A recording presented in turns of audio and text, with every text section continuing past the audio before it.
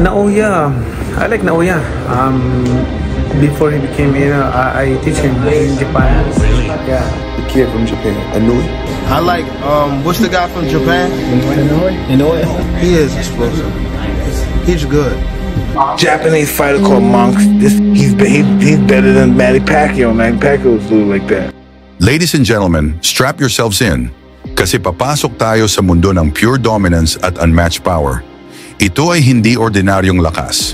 Ito ay yung klase ng knockout power na nagpapanginig sa boxing ring, nagpapalitaw ng takot sa mga kalaban, at nagiiwan ng mga manonood na napapailing sa disbelief.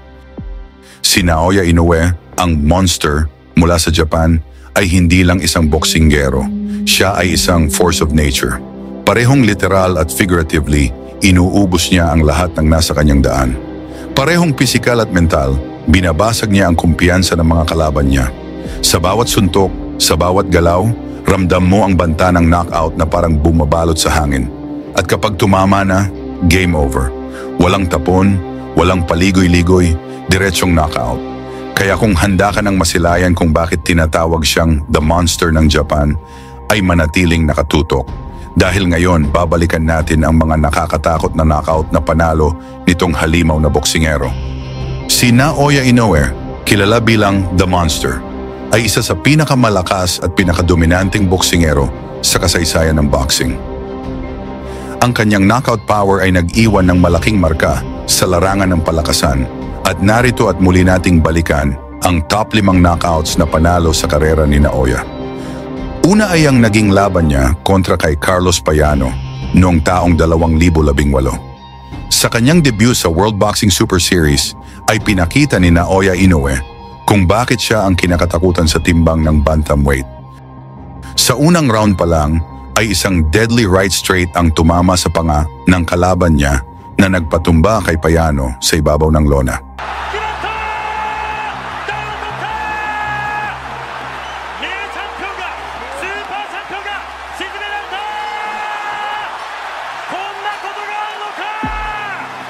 Pangalawa ay ang laban niya kontra kay Emmanuel Rodriguez noong taong 2019.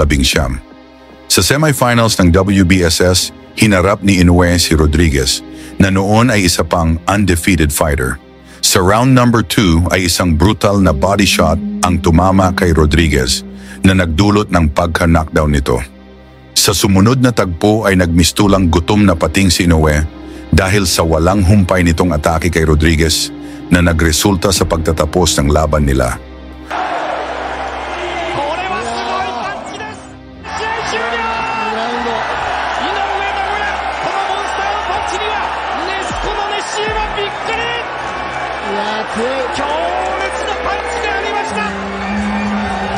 Pangatlo ay ang laban ni Naoya Inoue kontra kay Omar Narvaez ng bansang Argentina.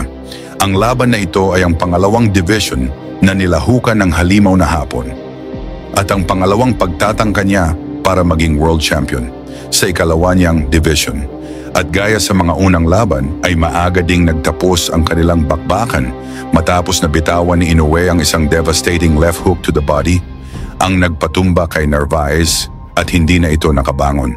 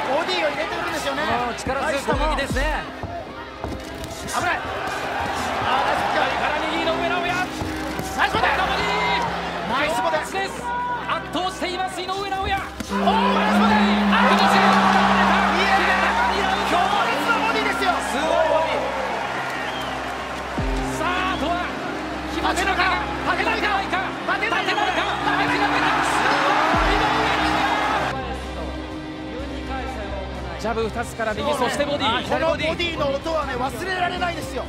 前の右も強烈ですけど、このボディの音だけしたから。文字通り伝説のチャンピオンを、アルゼンチンのレジェンドをカウンターじゃないんですよこれ。そぎ落としました。一度うなずいたんですけどね、カウント5ぐらいの時に立てるというような、しかし立てなかった。このえぐり取るような左のボディ、すごいボディ。いやーもうまともに入ってますね。レバーですね。Pang-apat ay ang laban niya kontra kay Jason Maloney. Sa naging laban niya dito kay Maloney, ay medyo nahirapan din si Inoue dahil isang matibay na challenger ang Australiano. Sa laban nato ay pinamalas ni Inoue ang kanyang patience at precision. ESPN cards. This is something that pound list. Let Maloney charge in. Set it as he was in the previous couple rounds. Certainly a couple of miles off the fastball off in this round. Left. Perhaps Inoue has another trick in his sleeve. Definitely seems to be toying with Maloney's power because he lunges in with some of his shots too. So whatever Maloney has... Hanggang sa round number 7 ay isang perfectly timed right hand ang tumama sa mukha ni Jason Maloney na nagdulot ng technical knockout sa laban.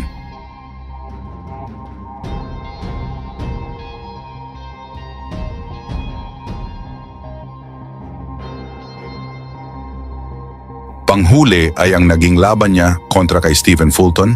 Sa kanyang naging laban dito kay Fulton na isang undefeated champion, ay pinakita ni The Monster ang kanyang dominance sa higher weight class.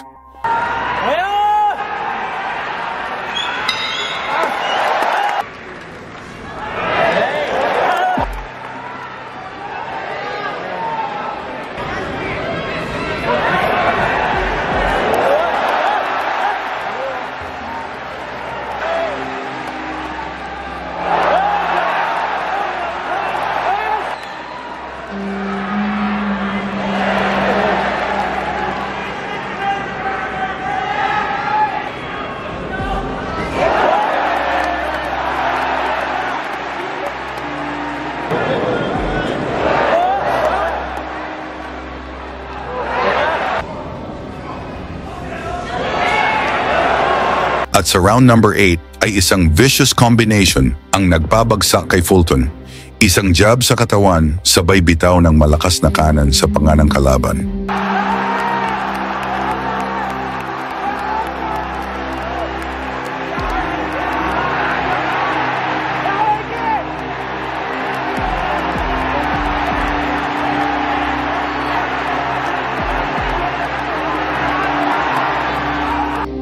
At yun na nga ang 5 sa pinakamakapanindig balahibong knockout na panalo nitong si Naoya the Monster Inoue.